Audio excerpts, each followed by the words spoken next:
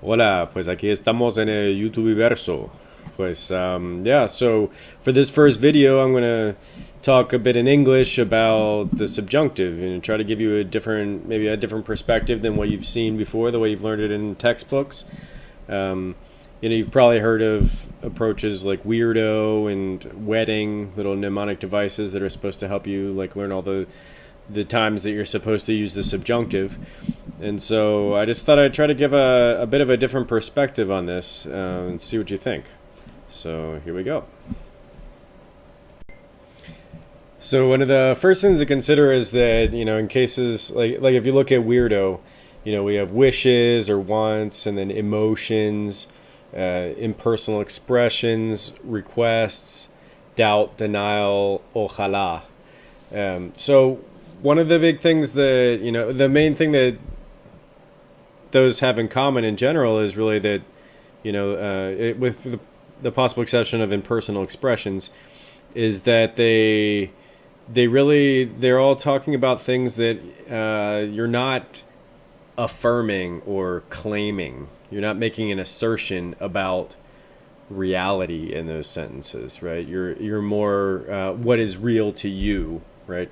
You're more expressing something that you desire or will, and etc.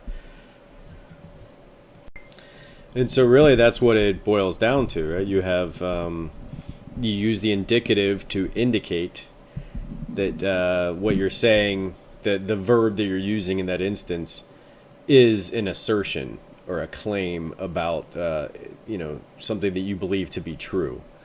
And then the subjunctive is something that you use when you're not making a claim about its truth, right? So let's look at some examples. So let's take, for example, a sentence like espero que lo hagas, right? So if we look at it, the first verb espero is in the indicative, and then the second verb hagas is in the subjunctive. So the reason that espero would be in the indicative is because the speaker is letting the listener know, or the writer is letting the reader know that they hope, right? So it's I hope. So that's new information. I'm making that claim. I do hope, right? So that goes in the indicative. The second part, que lo hagas, is what I'm hoping, right? But I'm not making a claim, right? So espero que lo hagas. I hope that you do it, right? But do I know that you're going to do it or not? I don't, right? I'm not claiming that you do it, right? So I put hagas in the subjunctive. I put hacer in that case in the subjunctive to demonstrate that I'm not making a claim there. Right? So it really has nothing. It's not exactly about what I wish or want or hope. It's really more about whether I'm claiming it's true or not, whether I'm making an assertion about that, about the action of that verb. So you might read or be told or have been told that esperar always goes with the subjunctive, and the reason is because what follows what you're going to say is pretty much always going to be something that you're not making a claim to be true, right? That you're not claiming to be true. But then if we take a verb like decir, for example, that can go either way, right? It could take indicative or subjunctive. And that's because of the meaning of the word, right? And so if I say, for example, digo que lo hagas, that literally means I say that you do it, but we translate it as I'm telling you to do it, right?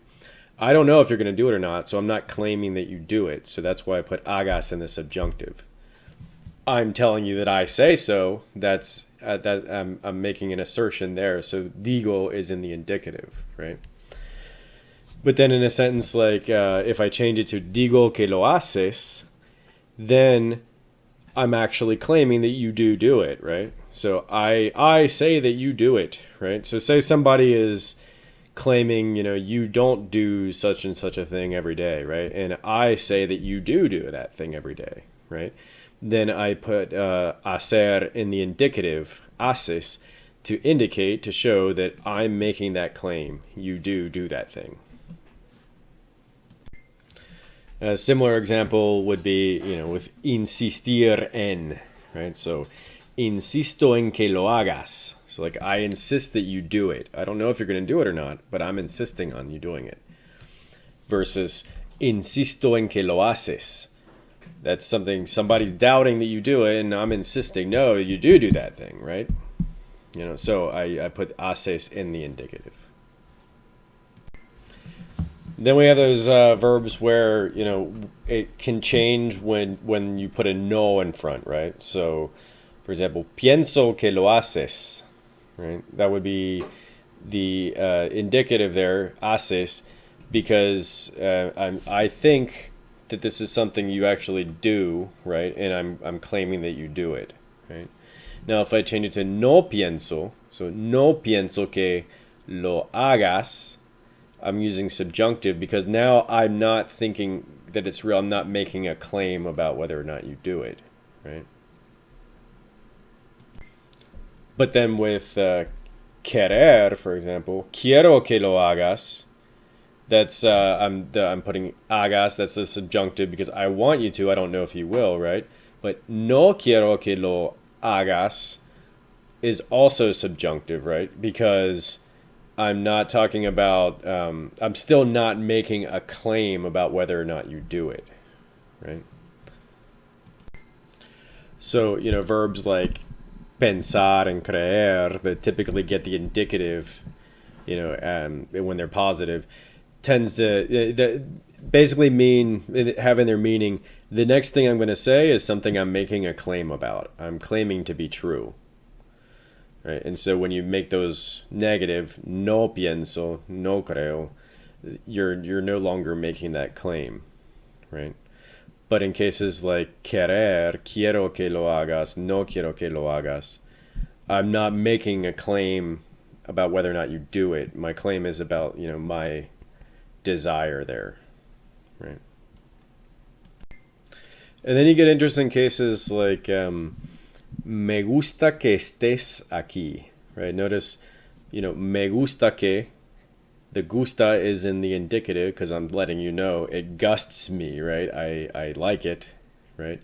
And then que estés aquí, estés goes in the subjunctive, right? But notice there's complete certainty there, right? So it's not really about whether you're certain or not. What it's about is are you claiming that thing, right?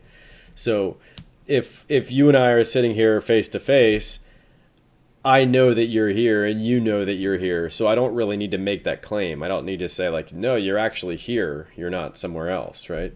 So I don't need to claim. I'm not making a claim, so I use the subjunctive, right? Me gusta que estés aquí. So that really, has nothing to do with my emotions or whether, I'm sure about it or anything like that. I'm just not claiming that you're here, right? But I'm still mentioning it. So another interesting example would be the expression el hecho de que, the fact that, right? El hecho de que always gets the subjunctive, right? Normally. Right? So, for example, el hecho de que 2 y 2 sean 4 es obvio. Right? So why the subjunctive there? Simply because I don't need to really make that claim. We all know it, right? We all know that 2 plus 2 is 4, right? It's not something I need to declare to you, right? It's obvious. And then finally, we get into the impersonal expressions, which are slightly trickier, right? And I think the main thing we can say for that is they've sort of been conventionalized, right? So really, it doesn't matter what you're saying. If you say es something que, you're generally going to use the subjunctive, right? So es probable que sea la verdad. Es improbable que sea la verdad. No es probable que sea la verdad, etc. And so on, right? I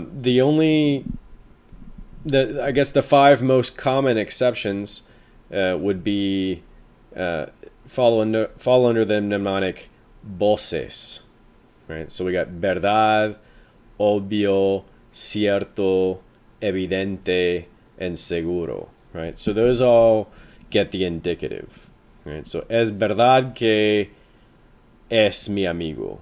Es obvio que es mi amigo, etc.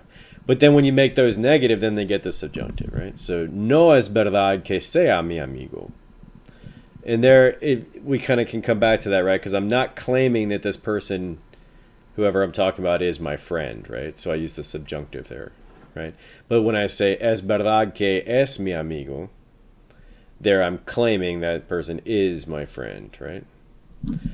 But then it gets tricky with certain examples, like with other words, right? So what about es lógico que?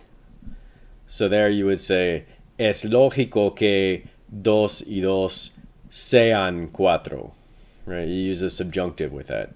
And there's not really a logical reason for that, right? It's conventionalized, like people just use the subjunctive with those types of expressions, except for those 5 I mentioned, and maybe a few other less common ones, right? So those 5 would be, again, voces, verdad, obvio, cierto, evidente, and seguro. Yeah, so for now, let's leave it at that. If you have any questions, anything you'd like me to elaborate on more, I'd be happy to do so, or any other topics that come up that you'd like me to make other videos about, just let me know. Nos vemos pronto. Adiós.